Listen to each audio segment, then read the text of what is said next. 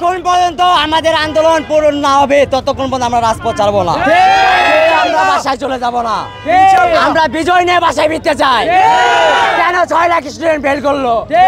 কেন টিকটকাররা খাতা দেখলো? কেন একটা স্টুডেন্ট একটা বিষয়ে ফেল করে সেটা পরীক্ষা দিয়ে আবার 3 বিষয়ে ফেল করে?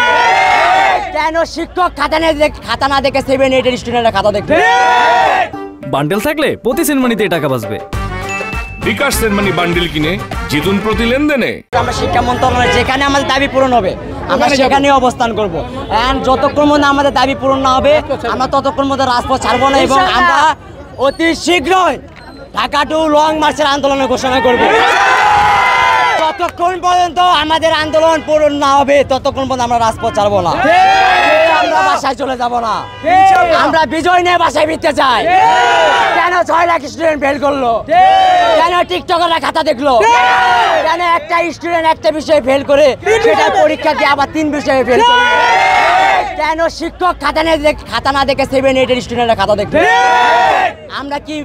আমরা কি বলতে পারি না যে আমরা পাস করেছি? এই শিক্ষা বোর্ডের কাছে কি আমরা এটা মানতে পারি না যে এত কিছু তাদের গাফিলতির কারণে মানতে পারি না যে আমরা পাস করেছি? এত কিছু তাদের গাফিলতি, আমরা কি এটা বলতে পারি না যে আমরা পাস করেছি? আমরা ফেল করিনি, আমাদেরকে ফেল করে দেওয়া হয়েছে।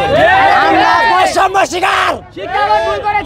এই শিক্ষা বোর্ড আমাদের দাবি যতক্ষণ পর্যন্ত মেনে না নেওয়া হবে ততক্ষণ পর্যন্ত আমরা রাজপথ ছাড়বো না।